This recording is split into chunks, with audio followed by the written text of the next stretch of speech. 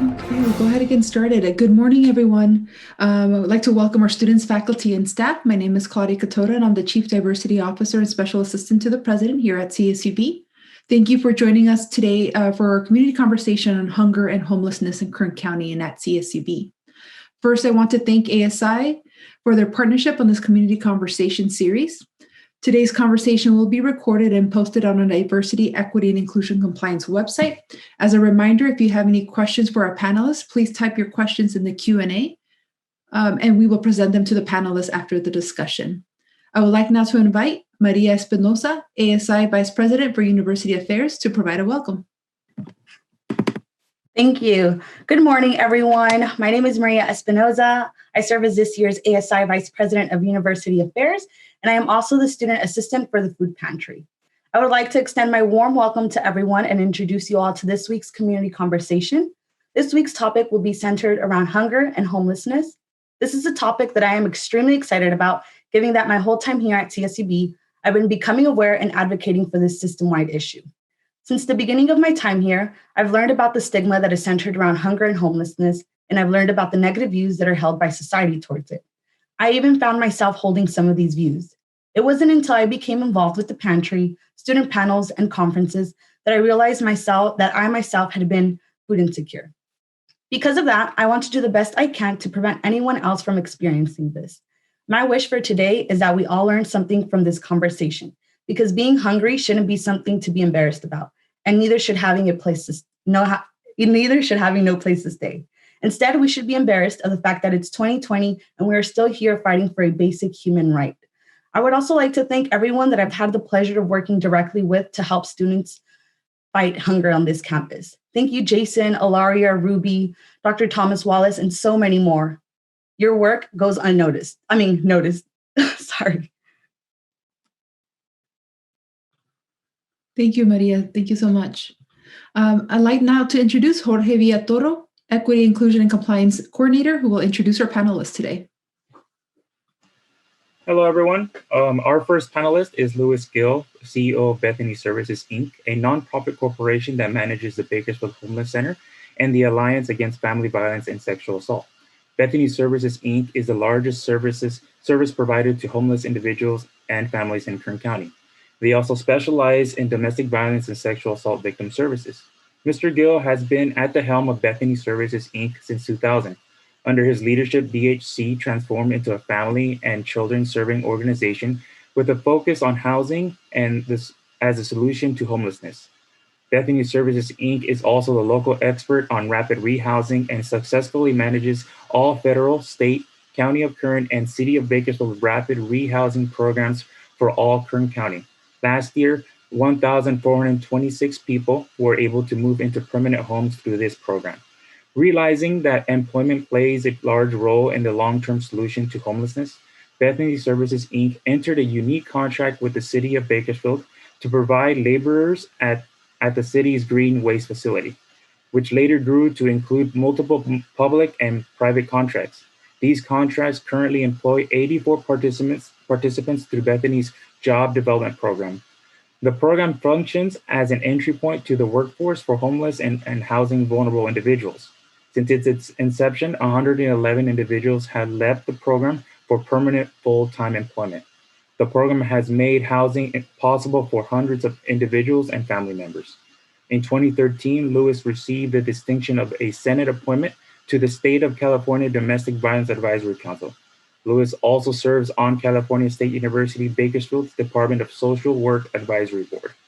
Perhaps his greatest role is that of husband and father. Lewis has been married to Kate Gill for 24 years. Together they have 22-year-old Nolan and twin 20-year-old daughters Kira and Bridget. Our second panelist is CSU student trustee and CSUB student Krystal Raynes. Krystal is a Filipino first-generation college student. She is majoring in computer science and business at California State University, Bakersfield since 2017. She has held multiple campus leadership positions from 2018 to 2020, including interim vice president of legislative affairs, vice president of university affairs, and director of legislative affairs for Associated Students, Inc. She served as Social Justice and Equity Officer with California State Student Association from 2019 to 2020.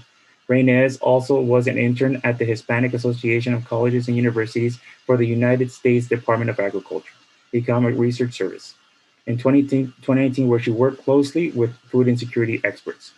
Currently, Raynes works as a supplemental instructor for the CSUB Computer Science Department. As she graduates, she hopes to pursue a master's in public policy as a Capital Fellow at Sacramento State.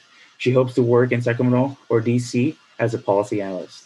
Our third panelist is Jason Watkins. Jason is a proud graduate of CSUB and has worked within the Division of Student Affairs since 2014. As Assistant Director for Basic Needs, he knows that access to affordable, quality food and stable housing are critical for student success. In addition to his work with Basic Needs, Jason currently serves as the Assistant Director in Services for Students with Disabilities and has been an adjunct lecturer in Advanced Educational Studies and the Psychology Department for the past 6 years. In addition to his work across the CSU, Jason is involved in the community and serves on numerous advisory boards with the goal of improving the lives of Kern County residents and the community at large. We now turn it over to the panelists. Thank you. I guess is that my clue to go ahead?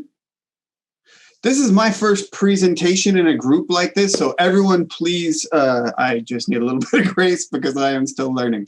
But I am very excited to be a part of this. Thank you very much for the invitation and the opportunity to talk about the people that we serve and how homelessness is affecting our community and our county. So as I said, my name is Gill. I've been with Bethany Services. We operate the Bakersfield Homeless Center and the Alliance Against Family Violence and Sexual Assault.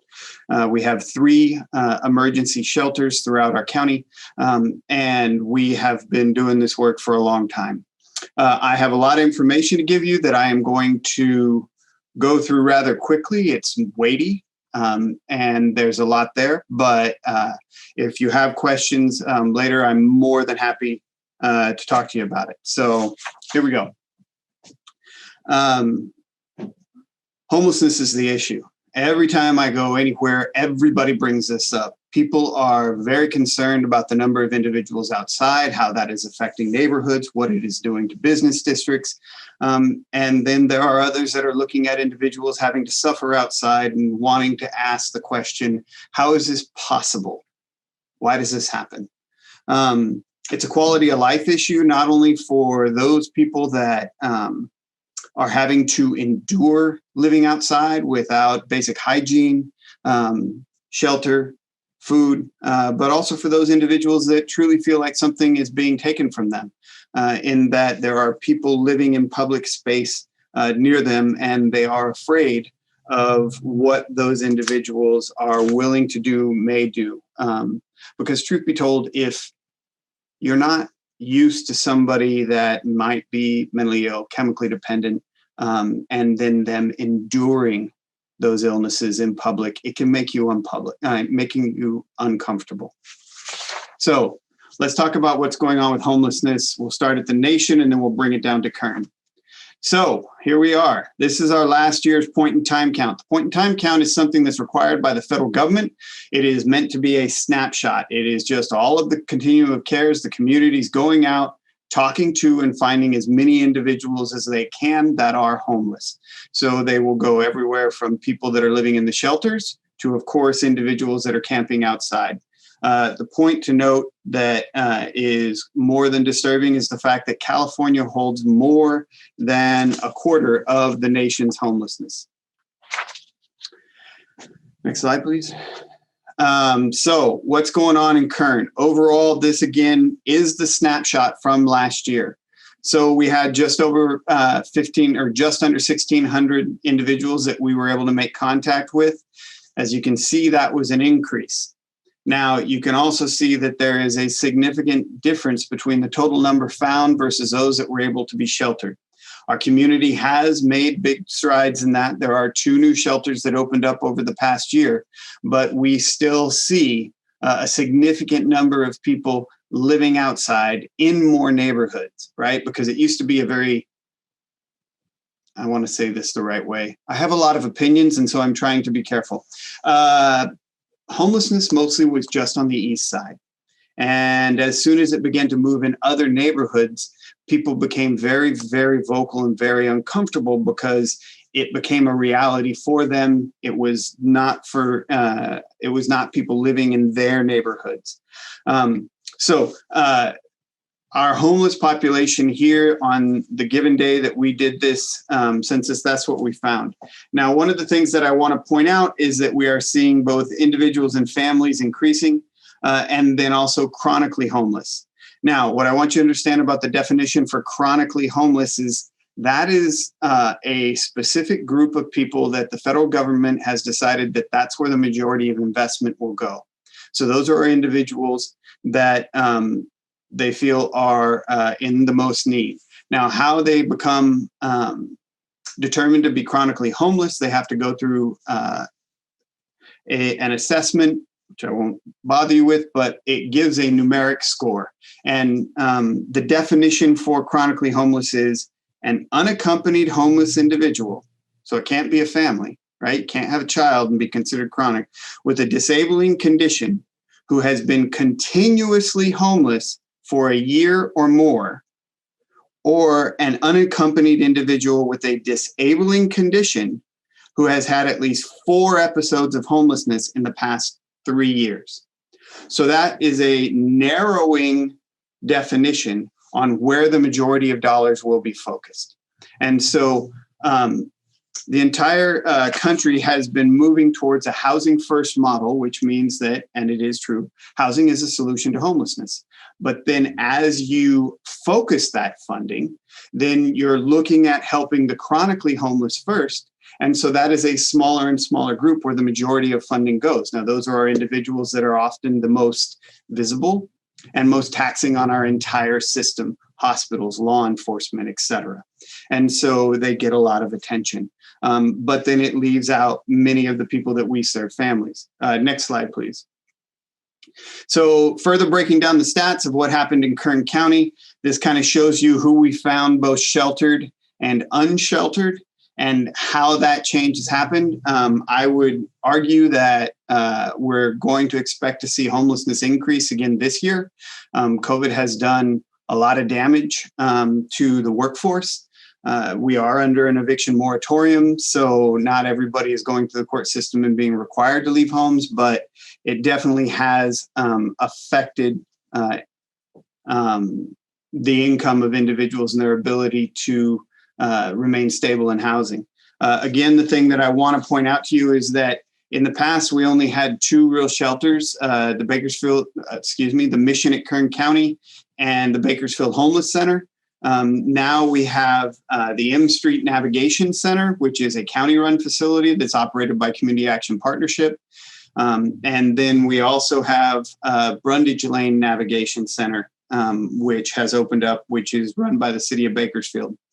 And so there are new beds. People should be able to utilize those. Next. So this further breaks down, okay, so who's out there, who is in that population? You will see that the vast majority are adults, of course. And then breaking down by gender, non-binary is something that we want to make sure that we're paying attention to. If you really break down stats as to the violence and rates of violence and homelessness for those populations in our community, it's it's at a much higher rate than anybody else. Next slide, please. So this is further breaking down some of the information on who we found. One really important thing just to note, if you see in our African-American representation in the homeless population on that day, it was 17.5 of the people spoken to were Black, but they make up only 6% of our population here in Kern County. That's a disproportionate representation. And we need to ask ourselves why, right? What's going on that creates that? And what are we doing with the systems that we have? As hard as we try, how are we failing to efficiently, effectively, truly reach communities that are obviously disproportionately represented and need additional assistance? And so those are questions in racial equity that we have to have those conversations, no matter how uncomfortable we get, because we're going to have to look at our service models and make changes. Next one. So next slide, please. So this is also some conditions that were reported in the assessment on the day of the point in time count. Now, the thing that's important about these numbers is this is self-reporting, right? So if I'm Joe Schmo and I walk up to Krystal and I'm like, I want to have a very personal conversation with you, right? How many people are really going to go, yeah, I got a drug problem and a mental health issue, and I'm comfy talking to you about that, right? So we know this is underreported, but still, those are significant numbers for people that are willing to report to strangers that they're talking to for the very first time. So we know that we need to invest more in both mental health services and substance abuse, alcoholism issues. Next. So we have a population, portion of the population that are veterans. We work very hard at lowering that. Here in Kern County, we are fortunate to have a great deal of support for people that have served. It's part of the inherent culture of our county, and I believe that to be correct. The other thing is victims of domestic violence. It hovers between 8 and 10% every year. So if you have to flee your home, you are made homeless, right? Now, one of the most frustrating things about this is that if you're fleeing your home with your kids, you're not chronically homeless. So it's really difficult to get the traditional funding for homelessness to assist people that are survivors of domestic violence. And so it's one of the flaws in the way that that is written, in my opinion. There are others that would disagree with me, but I'm happy to make the argument. Next slide. So these are just poverty rates to give you a sense of what's going on in our county versus the state and the nation. The San Joaquin Valley consistently has higher rates of individuals and families living in poverty than other parts of the country. It is just consistent. So there's two things there. It means we've got a lot of people that are really struggling to get by. I would also say that I think our capital, our state capital, needs to look at the San Joaquin Valley and say, there's incredible opportunity for change and improvement of quality of life if we focus. And we have long been overlooked. And so we're like the flyover portion of California, right? If you're not the Bay Area and you're not south of the Grapevine, you get a lot less attention. And so I am very hopeful that we are going to see continued investment here and change. Next. Now, this is hard, right? If you don't have a job, it's really hard to take care of your family. It's really hard without income. Again, unemployment rates have been always higher in Kern County, in the San Joaquin Valley. There are towns in our county that consistently, even in a good economy, can have double-digit unemployment. Now, this one right here says that we were a little under 12% in January, and well, then a pandemic happened. And so everything changed. So I've seen our unemployment month to month as high as 16% in Kern County. Last month, I just checked, it was 12.4. But we know that we've fallen back into purple. We know that places are closing. We're going to see, again, people beginning to start up their unemployment benefits again. And so that is going to affect individuals and the income for households. So then next one, how does the market for finding housing affect us being able to help people move into permanent housing or helping them retain homes? So one of the things that's important to look at is like, okay, so what's going on for fair market rents, right? How are things changing in the market? We have not done a good job at investing in building low-income housing since about 2008. And that's a whole long story, but I'll just say that. So that's a big gap, right? We keep having people moving into the state. We have people aging into moving from their families' homes, so they need new units. And so when there is increased demand and diminished supply, costs go up, right? That's just basic. And so as you can see, there has been a dramatic increase in rents. And even though, yes, it looks that we have very modest rents compared to other parts of the state, well, if you don't have $1,000, $1,000 is a lot of money, right? For a home. So I just think that we have to keep in mind that if we don't do something about increasing available stock of low-income housing period, especially apartments, we're going to continue to see these increases. And then any assistance that's coming from the state, especially for housing, it's not necessarily matching the increased costs for housing. So with that information, what are we doing about all this? Next slide. So what's being done and why? I mentioned to you before that there is a housing first focus from the federal government. So we are doing everything we can to get people into a home as quickly as possible and then provide supportive services around them. In the past, the belief was we've got to get people to a point that they are ready for housing. There's still a big debate over which is the absolute right thing, but we can say that getting people moved into a home, helping them stay stable there, is less expensive than having somebody living outside and entering the systems of care at the most expensive points, which is law enforcement, emergency rooms, when they've reached crisis, right? That is not the easiest way. And so we are now, as a country, focused in that direction. That seems to be receiving a slight modification in that, at least here in California, and especially in Kern, there has been a lot of conversation about we're not doing enough to address the chemical dependency mental health issues. There's also been conversations, I want to say this the right way, incarceration has been discussed as a means of having people enter supportive services. That's a very politically correct, polite way of putting it, right? And so we are,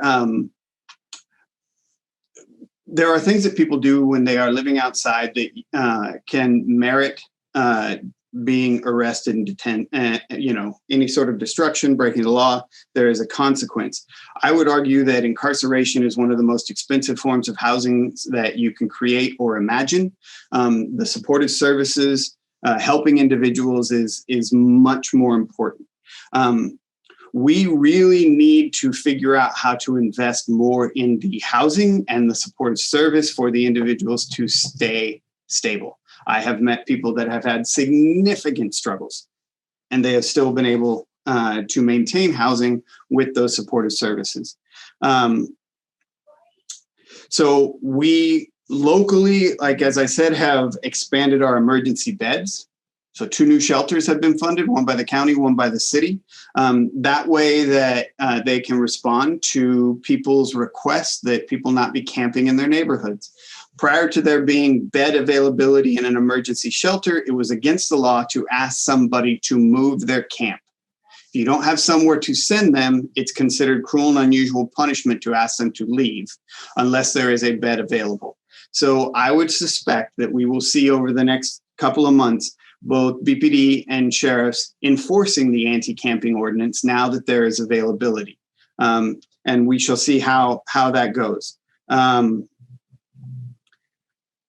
We know that a home is the answer to homelessness, but we are not seeing investment in housing construction on the scale that is necessary. We know that we are tens of thousands of units behind here in Kern County. There's some really good studies out that will demonstrate why there is such a crisis even in our area. And then anecdotally, I will tell you that it has been compounded right now because of the pandemic and people being able to work from home instead of having to go to an office. We do have people moving from Southern California, other areas, because they're finding you can live in this community, have space at a much more affordable rate. And so anytime you have outside investment coming into any market, it's going to modify costs. It's going to drive them up. Next. So the Kern County Homeless Collaborative, which is now the Bakersfield Kern Regional Homeless Collaborative, we are the ones that work together, a whole bunch of service providers, on how do we provide our services, how do we complement the best we can instead of compete. Believe it or not, there is a great deal of competition in the nonprofit community because there is a finite amount of resources. And we can get pretty scrappy trying to make sure that we can serve the people that we're charged with serving.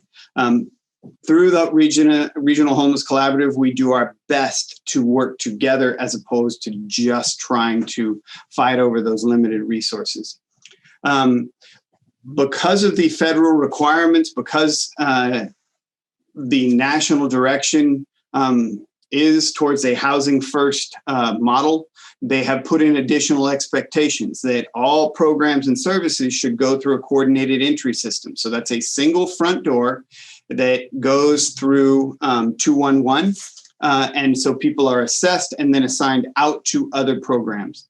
As a group, we do that once a year point in time count so that we can get an idea of who's out there. And then finally, Built for Zero is something that we belong to, which is we want a system that can respond to people entering homelessness so that it is able to place as many people entering into permanent housing each month so that we don't have an increase in homelessness, right? So you need a robust system that can handle the inflow and has permanent housing placement that matches that inflow. That's what Built for Zero is, zero increase. Next.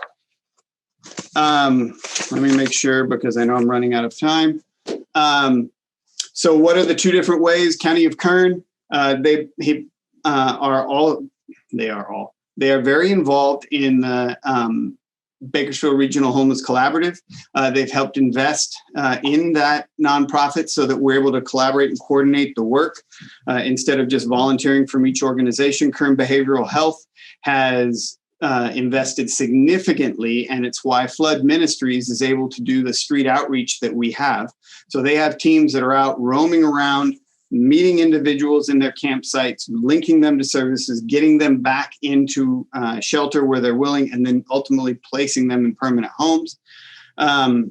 We have a job development program here at the Bakersfield Homeless Center that is funded by both the city and the county. We give people opportunities to work that otherwise would not get a chance because of what's on their background. And then we also have expanded with the city of Bakersfield our shelter capacity. They've paid us to increase what we have going on here. So next slide. That was a very quick overview of what was. Now, what is? Holy cow. Everybody's having to adjust, right? First off, is there not a general feeling of doom is impending, right? There's just kind of this community like, oh, what's out there with this? So there's constant changes. We have a congregate shelter. We used to have 174 beds that the spacing was only 3 feet apart. Now it has to be 6 feet apart by CDC. So we've had to remove beds. Permanent housing with the eviction moratorium, there's not even the turnover with people that were naturally moving out of apartments and looking for something else that might fit their budget. So now vacancy rates in affordable housing, less than 2% in Kern County, 2%. So if I have 100 people, which we do, looking for housing, there's 2 or less apartments available and they're all competing for it, right? That's crazy. It's just crazy. Eviction moratorium means nobody's getting their stuff filed right now. It's supposed to be done, I think, in March. I think that's right. And then we'll start seeing those going through the courts. Then there's the CARES money. So CARES is federal COVID relief that has been invested. Right now, the city and county have $10 million to spend helping people with back rent and mortgage assistance. So if you know of families that are low income, they can call 211 and ask for assistance. They'll get referred into the CES and they'll come into the program. That has changed how services are being provided because there's huge investment. That's going to last for a short amount of time. We're going to have to see what happens federally. And so that is a very quick overview of services at a county level and what's happening with our organization and others. And so I know I've run a little bit over, so I should stop talking. But thank you very much. Thank you very much, Louis. Next slide, Jorge.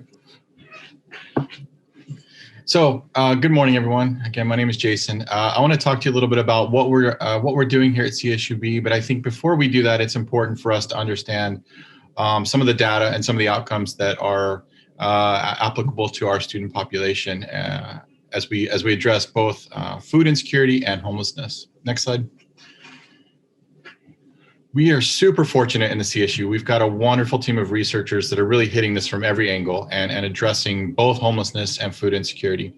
In 2018, Dr. Crutchfield and Dr. McGuire came out with what was phase 2 and a study that continues to yield really interesting findings. And they found that nearly 42% of our students within the CSU were experiencing some level of food insecurity. Another 11% were either homeless or at risk for homelessness within that prior year. Even those numbers are staggering, right? If we think about our campus, we've got 11,000 students on our campus roughly. That means about 4,500 students. That's a huge chunk of our student population who are struggling to have enough food to eat or struggling to have nutritious food or any kind of regular access to it. In terms of homelessness, that's another 1,200 students who are really teetering on the edge. They are either, maybe they're couch surfing or they're sleeping in their car, or they're really going to, living on that balance of being homeless and having a place to sleep. And so I think it's important when we look at this data to go, these are individuals. These are our students. They are in our class. When we were on campus, right, these are the people we're passing in the halls. And so it's important, I think, to understand the scope of the problem. I cannot echo what you said enough, Louis, about in terms of COVID and more data that has come out just this week, even since putting this presentation together. They were looking at the effect of COVID on food security and homelessness. And specifically with homelessness, we saw in many of our underrepresented groups increases of between 5 and 8%. And so this 11% really, even within the CSU, is probably around 15 or 16% now. So data that was super relevant just a few months back now is really shifted in that sense. Again, and both to your point at the systemic level, at the community level, we're just not doing enough, and we've got to continue to address these needs in our underrepresented populations. In addition to what we're seeing now, right? We look at this as 2018 as a snapshot, but this isn't a new problem. In 2013, Dr. Hegde did a study on our campus, just looking at specifically us, and found that number for students, staff, and faculty was also about 40%. So again, this is and much of our focus here is on students, but we know that this is a problem bigger than just the student experience. And it's something that, armed with this, that we've got to address on campus. Next slide. So I think a lot of people, they hear this data, and again, there can be a lot of debate on what is the role of the university in addressing this. But I think it's super important that we understand that these things have real consequences for our students in the classroom. Okay, students who don't have enough to eat or who don't have adequate housing, they report having lower grade point averages. They spend more time, greater academic worry, greater academic stress. They're more likely to drop classes, more likely to struggle to buy the resources like textbooks, which has brought up another sort of dilemma lately with access codes and supplemental materials for classes that, again, just create another item that students have to buy to be successful, right? And if I don't have enough money to pay for food, it's really hard for me then to go, I'm not going to do that because I've got to buy this supplemental material. And so we see that the academic consequences are huge as well. They're less likely to participate in co-curricular activities. And we know that these things are really important to the student experience, whether it be, clubs and organizations, getting involved with student government, being able to attend the after hours lecture that is we have a lot of wonderful events that happen on our campus through the Kigley Center and other organizations. And when students are struggling to have enough to eat or to have somewhere to stay, oftentimes they're having to work multiple jobs and they just don't have the ability to engage with programming in the way they otherwise would. And then I think this last one is even more relevant given everything that's going on right now. Students who are struggling with food and housing security report higher levels of depression and anxiety. And I think as we look at everything that's going on with the pandemic now and the isolation, that this is going to continue to be a trend as we go forward.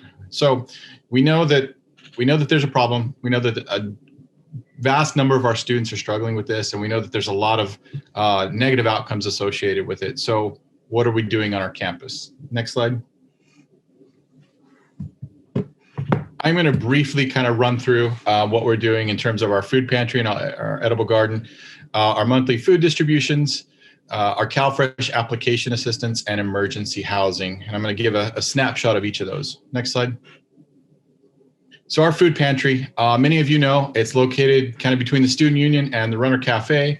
The pantry is open to all students, staff, and faculty. So if you're part of the campus community, you can go in. We're open Monday, Wednesday, and Friday, 10 to 2, and Tuesday, Thursday, 2 to 6 p.m. And it's a point system. So anyone could go in. Everyone's allotted 16 points per week that they can use. And items are designated different point values based on the amount of uses they could get from them. Something where you might get multiple meals is going to be a 3-point item.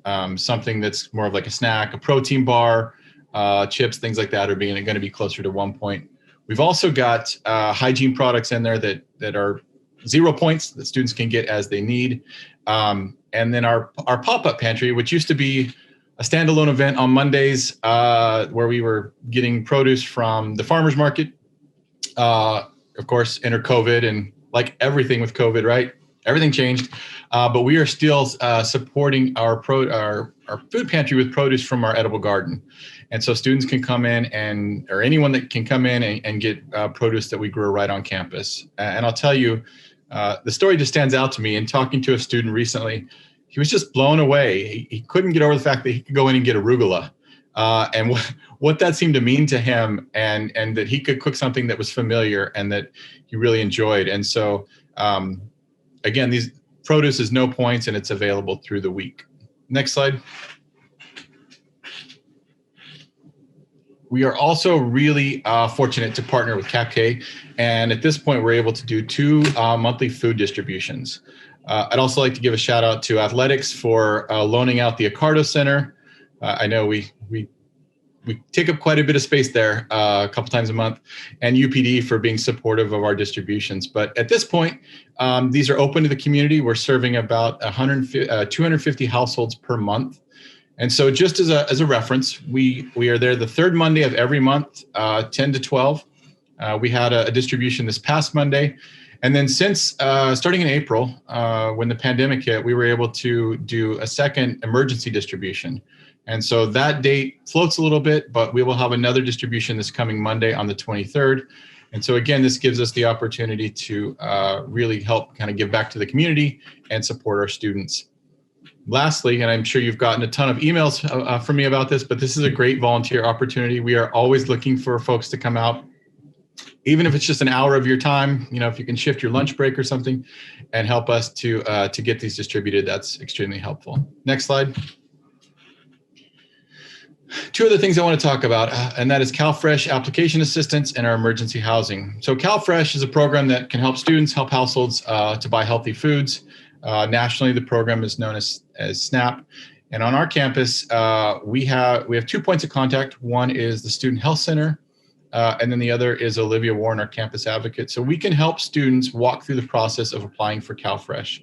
And we provide that application assistance. Ultimately, the student is applying for themselves, but we help walk through that process. If there's any interview that's required, getting documents in line, that we are there to support students in terms of applying for CalFresh. Next slide.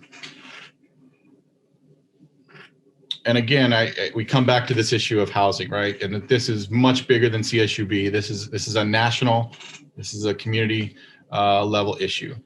In terms of what we're doing on our campus right now, we are very fortunate to offer on-site emergency housing in our residence halls. So it's open to full-time students, and if they qualify, they can stay in our residence halls for up to 30 days.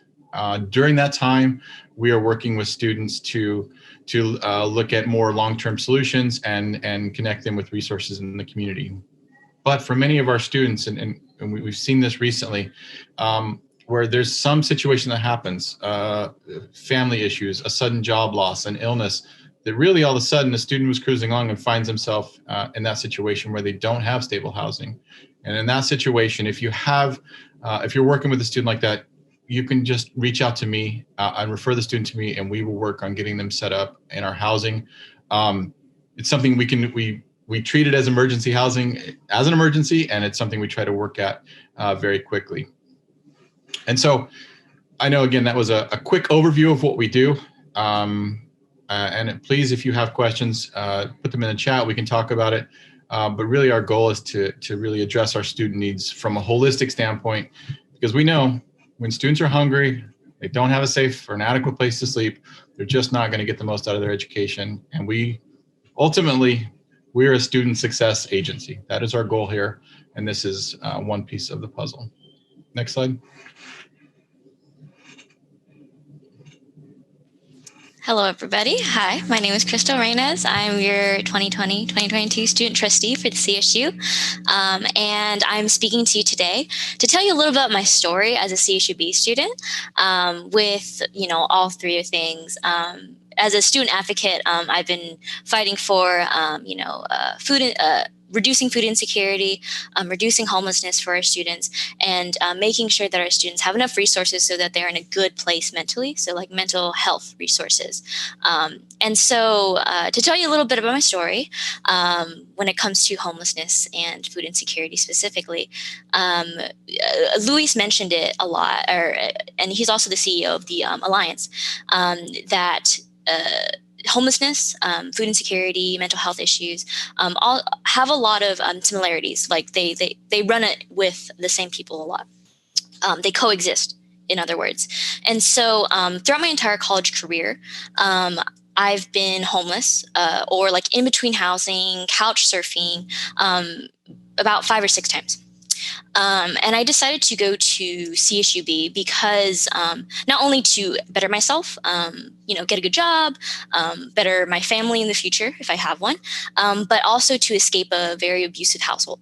And so CSUB provided me with the resources to become an independent student on FAFSA. And so I was able to declare my my estimated family contribution is 0.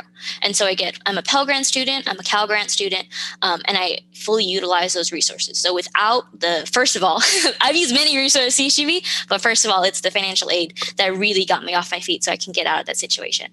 And so from there, I was couch surfing with some friends, couch surfing, subleasing. I finally got my own place with my actual name on it, a lease, I believe last year. And due to, growing up in an abusive situation, and, Luis can probably speak about it more, but the people at the Alliance provide resources to help you understand why you keep getting into domestically abusive situations after you leave like a home situation like that. And so I found myself unknowingly going into these situations, constantly becoming homeless, constantly like having to move in a snap. And so CSUB has definitely helped me out a lot when it came to those moments of very intense, like, okay, I got to make an emergency plan really, really fast. And so, during this entire time, this turbulent time, and now I have a house, by the way, I don't know if you see my wonderful house. During that time, my GPA really, really suffered. Like how can you focus on school when you don't know where you're going to sleep, or like, hey, like, do I have enough money to eat tonight? And so all of those things really stress you out. And so everything that I own in this room can be packed. I've moved so many times, everything can be packed in 6 hours. So that's the situation I'm in. And throughout my entire college career, I've been utilizing the food pantry as a means to support myself. The edible garden, definitely. I'm a big fan of the Swiss chard. I will always say that. Those vegetables are definitely grown with love, and the food distributions. And so that's really helped me keep afloat during these times.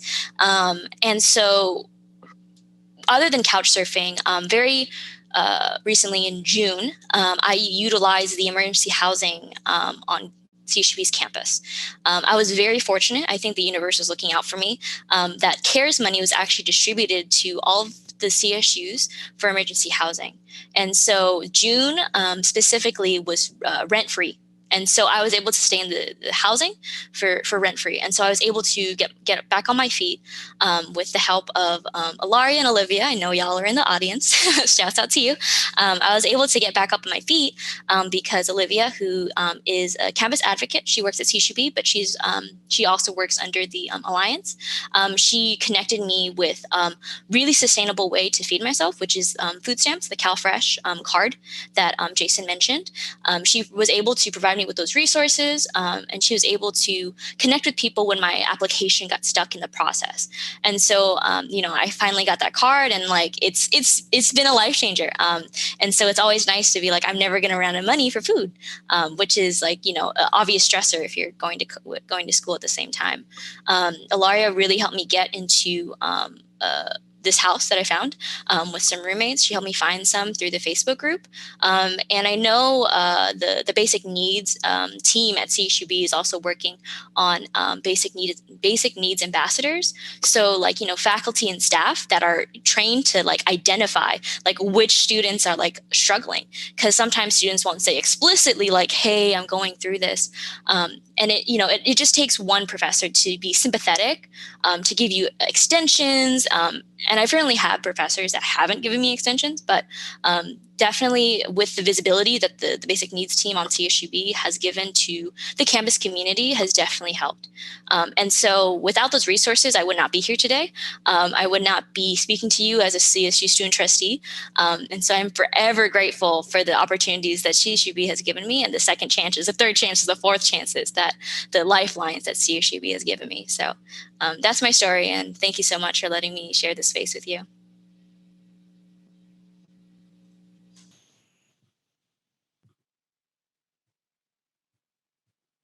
Krystal, thank you so much for opening up and sharing your story. I know many in the audience really appreciate hearing where you come from and where you stand.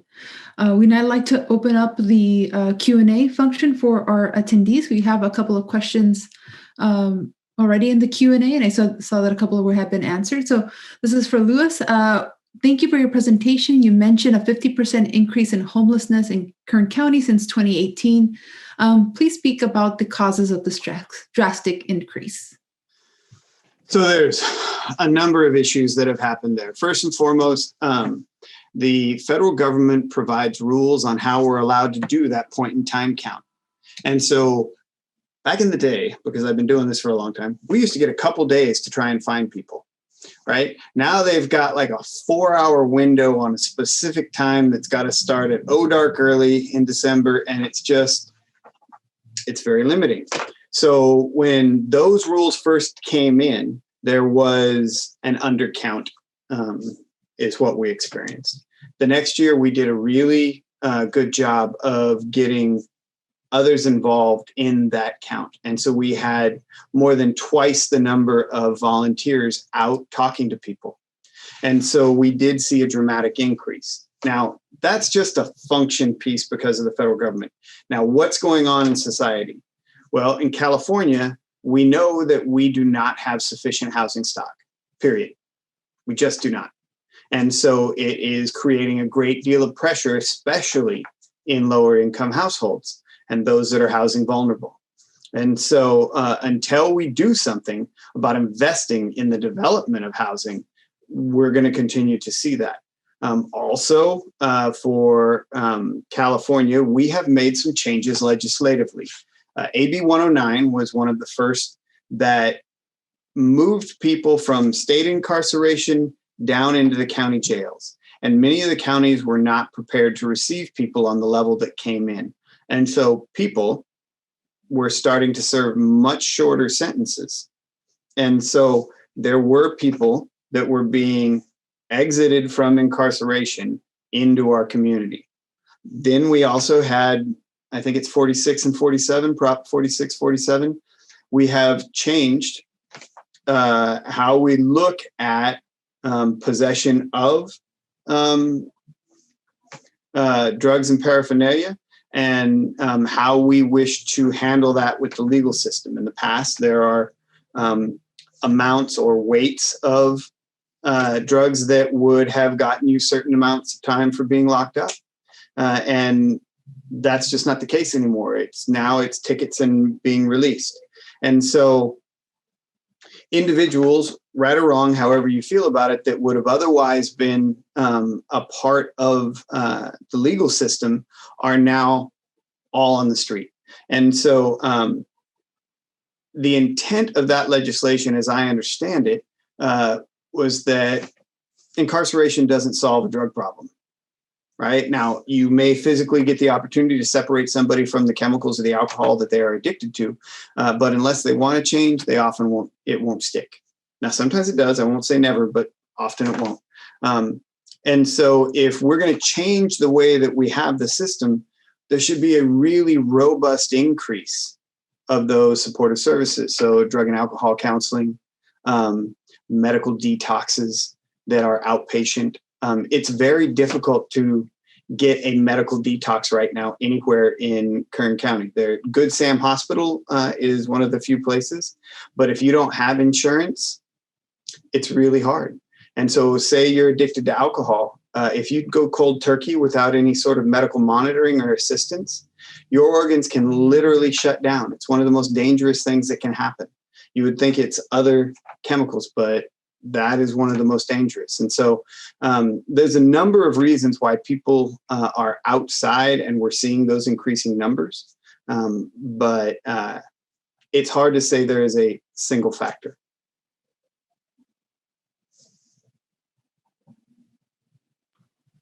Thank you very much. We have a comment from one of our students, Ignacio Castillo. He said he just wanted to say thanks for hosting the conversation for our students. There's always a certain stigma on homelessness, and many don't realize how many students struggle with financial and basic needs. I'm so glad the CSUB is able to help students in such a quick amount of time to truly help students to excel in their educational success. I thank Krystal for bringing such a great perspective and experience, which make her an extraordinary advocate and student that truly embodies the CSU. Thank you again. Thank you, Ignacio. We have a question from Thomas Wallace. Dr. Wallace says, have the forest fires contributed to homelessness in California? That's a great question. Definitely in certain counties, we have seen those increases, especially as we've seen some, like everything from trailer parks in Northern California, where we saw huge swaths of low-income housing just erased. Right. And so it has really put pressure. And so individuals that were in service industry jobs, they're now competing for much more expensive housing in those parts of the state. I haven't seen a result here in Kern County, but there has definitely been pressure.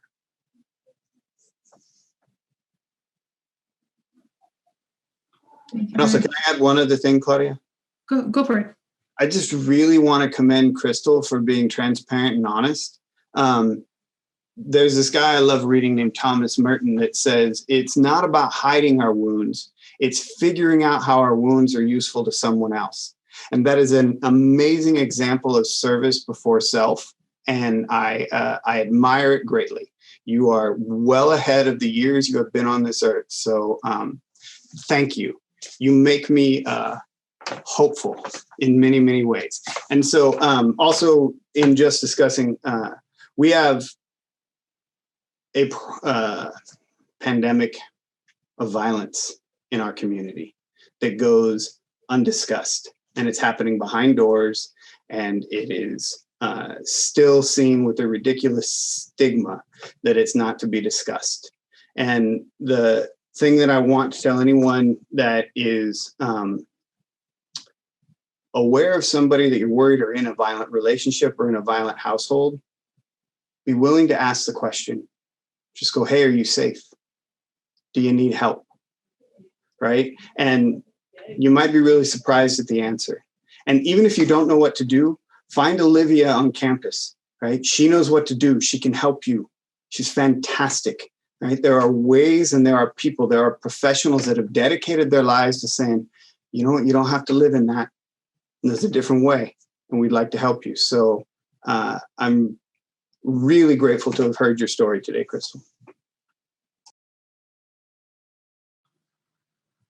Thank you. This question is for Jason. Jason, can you mention some of the work or resources available to students, faculty, and staff at CSUB Antelope Valley? Oh, you're on mute, Jason. Oh, Zoom. Right now, our AV students still have access to the pantry at Antelope Valley College. And then in addition, any of our CalFresh application assistants, any of those sort of supplemental services that we offer are available to our students out at the AV campus. At this point, we don't have a distribution out there, and that is hopeful down the road. But right now, those students do have access to AVC campus.